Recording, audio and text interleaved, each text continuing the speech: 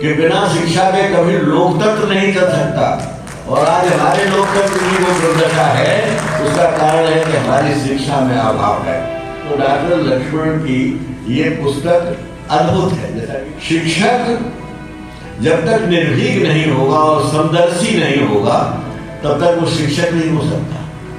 तो डॉक्टर लक्ष्मण ने ये साबित कर दिया कि वो हम समदर्शी भी हैं और निर्भीक भी हैं, हम आवाज उठाना भी जानते हैं। पहला पन्ना मैंने इनका पढ़ा और पहला चैप्टर, तो मुझे एक याद आया कि इस दौर में कोई न जुबान खोल रहा है, तुझको ही क्या पड़िएगी सच बोल।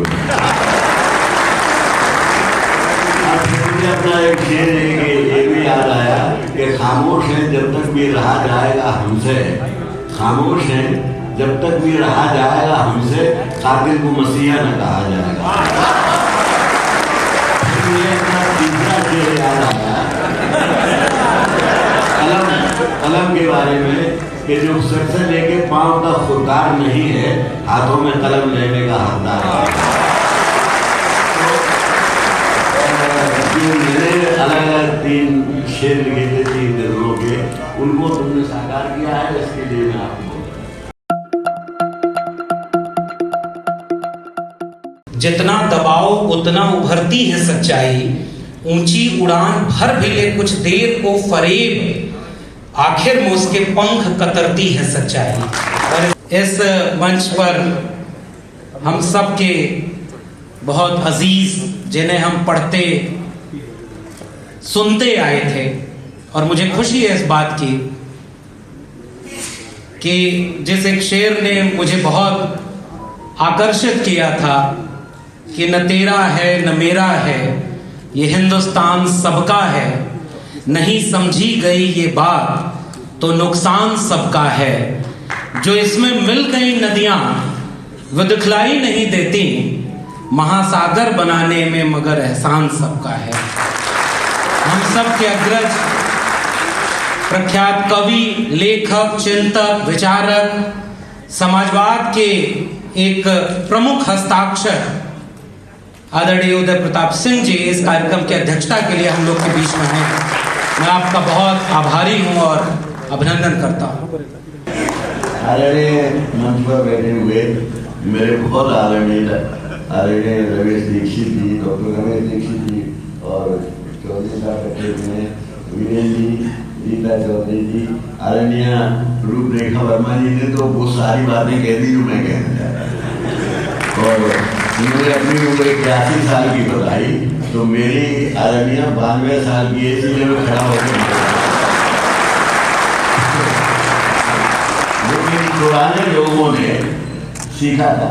और भाई डॉक्टर प्रोफेसर लक्ष्मण, मैं आपको बहुत बधाई देता हूँ, कवि साहब, डॉक्टर मजेशा जी और सभी जो मंचस्थ लोग हैं और सम्मानित श्रोता। हम लोग जब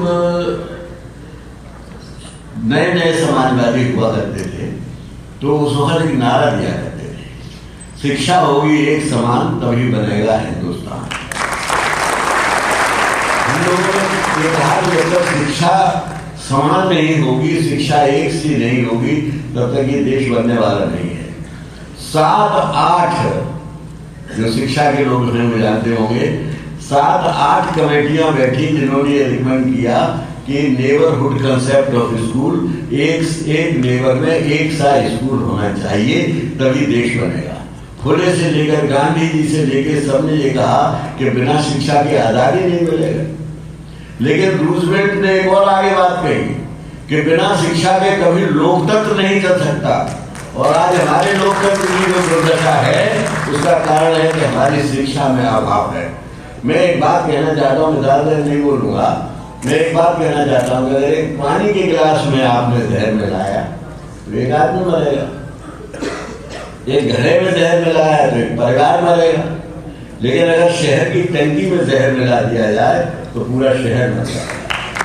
तो शिक्षा की जो कमियां हैं वो पूरे देश को प्रभावित करती हैं, मैं ये कहना चाहता हूँ। इसलिए उस दृष्टि से अगर देखें तो डॉक्टर लक्ष्मण की ये पुस्तक अद्भुत है। जैसा वीरेंद्र जी ने कहा कि वो भले पर्सनल डायरी हो, लेकिन वो पर्सनल नहीं है, वो समाज का की डायरी है।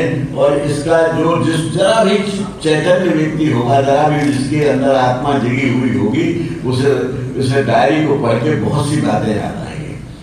शिक्षक जब तक निर्भीक नहीं होगा और समदर्शी नहीं होगा तब तक वो शिक्षक नहीं हो सकता। तो डॉक्टर लक्ष्मण ने ये साबित कर दिया कि वो हम समदर्शी भी हैं और निर्भीक भी हैं, हम आवाज उठाना भी जानते हैं। यानी कितने लोगों ने इसको सीखा होगा। मैं एक बात आपसे कहना चाहता हूं कि जहां शिक्षक का सम्मान नहीं होता उस देश में कभी देश को उन्नति नहीं कर सकता। इंग्लैंड की एक बहुत छोटी सी कहानी है, तो मैं बहुत छोटे में कह देता हूँ। वहाँ एक जिसको हम हैरो कहते हैं, क्या कहते हैं, वो जब स्कूल छोटा सा था तो उस समय उसकी संसार भर में ख्याति थी। तो वहाँ के राजा ने, crown of England commits no wrong, उसने कहा कि मैं आपका स्कूल देखना चाहता हूँ। उसने कहा कि श्रीमान जी आप मेरे स्कूल कतई मत आइए, मैं आपको अपना स्कूल नहीं दिखाना चाहता, मैं चाहता हूँ आप मेरे स्कूल में आए, क्योंकि मेरे बच्चों को अगर ये मालूम पड़ गया कि मुझसे ज्यादा भी कोई और बड़ा आदमी है इस देश में तो बच्चों का चरित्र नहीं बन पाएगा। राजा अगर मैं आप आएंगे तो मुझे प्रोटोकॉल के हिसाब से आपका सम्मान करना पड़ेगा, उठ खड़े होना पड़ेगा, आपको माला पहनानी पड़ेगी, जो भी सम्मान किया जाता है। तो उससे मेरे बच्चों पर वो मेरा प्रभाव खत्म हो जाएगा जिस प्रभाव से आज मेरे बच्चे बन रहे हैं। और आप कार्य करेंगे कि उन्होंने कहा कि नहीं मैं आऊंगा लेकिन आप उठकर मेरा सम्मान नहीं करेंगे, मैं आपका सम्मान करूंगा। तो जब शिक्षक का सम्मान और शिक्षा का सम्मान उस स्तर पर करेगा कि सरकार करती है तब देश बनते हैं। आज इंग्लैंड इतना अगर आगे है तो उसकी वजह ये भी है कि वहां पर आज वहां की डेमोक्रेसी अगर इतनी स्वस्थ है। हमारी डेमोक्रेसी के जो आप इंडेक्स है उसमें आपकी डेमोक्रेसी कहाँ है हम जानते हैं, 130 पे है, कितने पे है, उनकी डेमोक्रेसी 1-2 पे है। तो आप ये देखेंगे क्यों इसका कारण, इसका कारण हमारी शिक्षा है।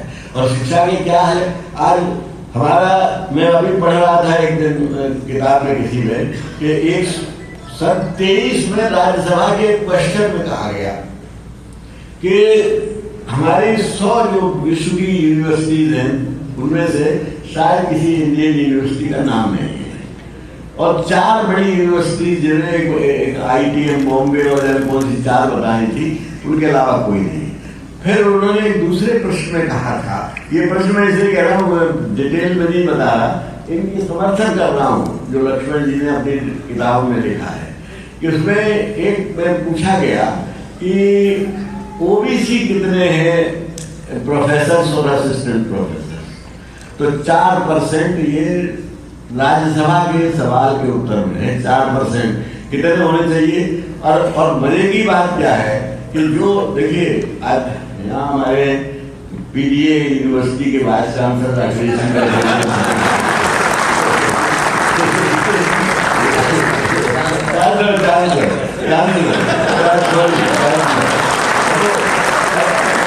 हमारा जो वाइस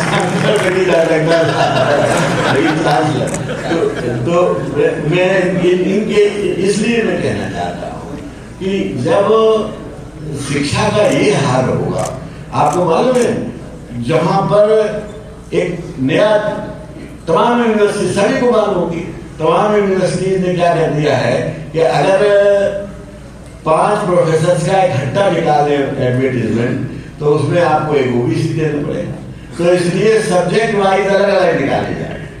ये सब षड्यंत्र हो रहे हैं और ये सारे षड्यंत्रों का खुलासा प्रकारांतर से इसमें है। लेकिन मैं एक बात कहना चाहता हूँ, इसके लिए जागरूकता बहुत जरूरी है। हम सबको जागना पड़ेगा। लोकतंत्र ऐसे नहीं चलता है जैसे कि हम अंधे होके जो कह दिया वो राजा ने वो हमें मान लिया। तो मेरा ज़्यादा बोलना नहीं है मुझे। मैं पहली बात तो ये है कि लक्ष्मण जी को और कबीर को, दीपक कबीर जी को जो इस पूरे कार्यक्रम के रुपये रवा हैं, इन दोनों लोगों को बहुत बहुत बधाई देता हूँ। उत्तम आपका कार्यक्रम हुआ, किताब आपने बहुत अच्छी लिखी है, ये जमाने को बदलने के सहयोग देगी। और मैं ये चाहता हूँ कि आज से कम हम लोग इतना सीखें कि शिक्षा एक बहुत महत्वपूर्ण विषय है और बिना शिक्षा के सुधरे कभी कोई देश सुधरा नहीं है। और आज जो देश उन्नति पर हैं उनमें शिक्षा अच्छी है। जर्मनी में एक इंजीनियर्स ने वहाँ के एक एप्लीकेशन दी कि हमको हमारे यहाँ शिक्षकों को ज़्यादा तनख्वाह मिलती है और हमको इंजीनियर्स को कम मिलती है। तो उनको जवाब ये मिला था कि आप तो केवल पुल बनाते हो, वो राष्ट्र बनाते हैं। तो राष्ट्र बनाने वाले को हम ज़्यादा तनख्वाह देते हैं। ये राष्ट्र बनाने वालों की क्या हालत है। मुझे याद आता है गाँव के स्कूलों में, गाँव में आज से जब मैं छोटा था, मेरे गाँव में अगर बहुत बड़ा गाँव था और उस गाँव में अगर जो सबसे ज़्यादा इज्जतदार लोग थे उनमें जो थे वो प्राइमरी स्कूल के हेडमास्टर थे। तो उनको इतनी इज्जत थी कि वहाँ बड़े से बड़ा जमींदार और बड़े से बड़ा किसान उसके सामने झुकता था, उनका आदर करता था। तब शिक्षा का आदर हुआ करता था। आज शिक्षा का क्या आदर है गाँव में, ये आप जानते हैं। तो मेरा कहने का मतलब ये है कि शिक्षा एक ऐसा विषय है जो सारे समाज को बदल सकता है। इन्हीं शब्दों के साथ एक बार मैं आपको बधाई देता हूँ और आप ऐसी और किताब लिखें और लोग प्रेरणा दें और लिखें, क्योंकि ऐसा काम नहीं किसी एक आदमी की पूरा देश को जागरूक होकर इसके साथ देना पड़ेगा। इन्हीं शब्दों के साथ मैं अपनी बात समाप्त करता हूँ। जय हिंद, जय भारत। आपको अगर कहें तो एक शेर, जब मैं पहला पन्ना मैंने इनका पढ़ा और पहला चैप्टर, तो मुझे एक याद आया कि इस दौर में कोई न जुबान खोल रहा है, तुझको ही क्या पढ़िएगी सच बोल। मुझे अपना एक शेर ये भी याद आया कि खामोश है जब तक भी रहा जाएगा हमसे, खामोश है जब तक भी रहा जाएगा हमसे, कातिल को मसीहा न कहा जाएगा। याद आया कलम के बारे में कि जो सर से लेके पांव तक खुददार नहीं है, हाथों में कलम लेने का हकदार है। मैंने अलग अलग 3 शेर लिखे थे 3 गजलों के, उनको तुमने साकार किया है, इसके लिए मैं आपको